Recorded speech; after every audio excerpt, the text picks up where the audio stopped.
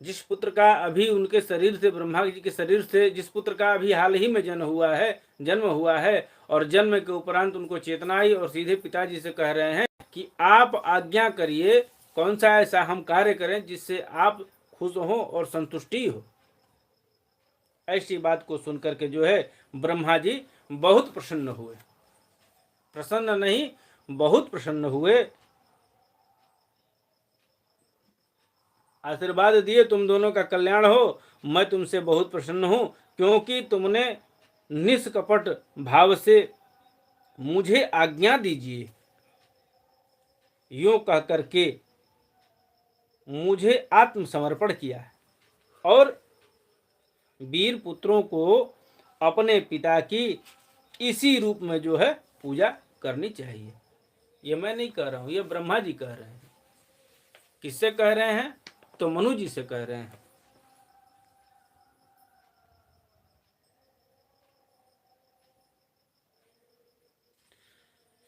उन्हें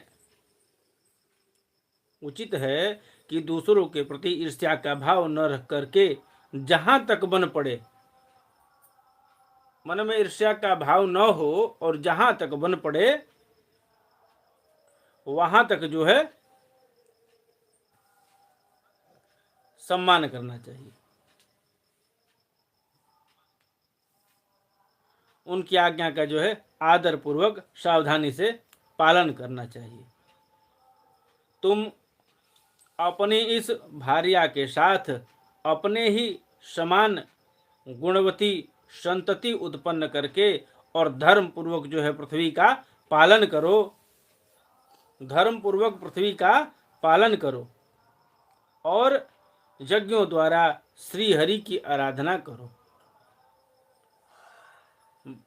राजन, प्रजा पालन से मेरी बड़ी सेवा होगी और तुम्हें प्रजा का पालन करते देख करके भगवान श्री हरि भी जो है तुमसे अति प्रसन्न होंगे।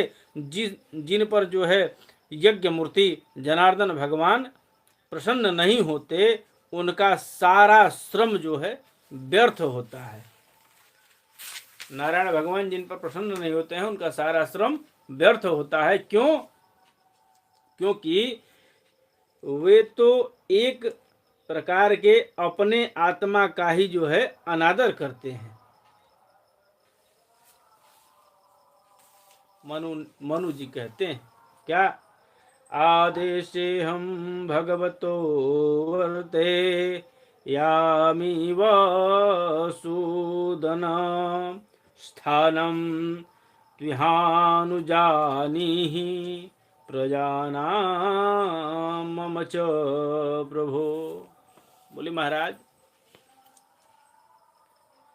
पाप का नाश करने वाले पिताजी, मैं आपकी आज्ञा का पालन अवश्य करूंगा, किंतु आप इस जगत में मेरे और मेरी भावी प्रजा के लिए रहने के लिए जो है स्थान तो बतलाइए। कौन सा स्थान होगा हमको रहने के लिए? हम किस स्थान पर रहें? देव सब जीवों का निवास स्थान पृथ्वी इस समय प्रलय के जल में जो है डूबी हुई है। आप इस देवी के उद्धार का प्रयत्न कीजिए।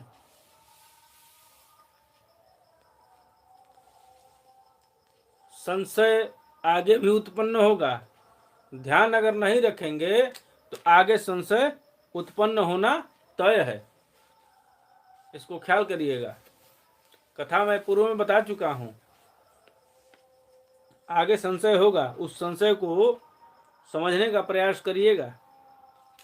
अभी प्रलय के समय जो है पृथ्वी जल में ही छिपी हुई है, जल में ही है, और इधर जो है मनु और शत्रुपा का प्रादुर्भाव हो गया और सृष्टि के लिए जो है पृथ्वी का उद्धार की बात होने लगी। और पृथ्वी के उद्धार की जब बात होने लगी भैया,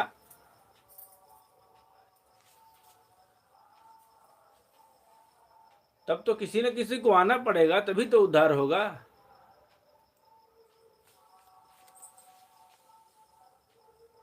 मैत्रेय जी ने कहा,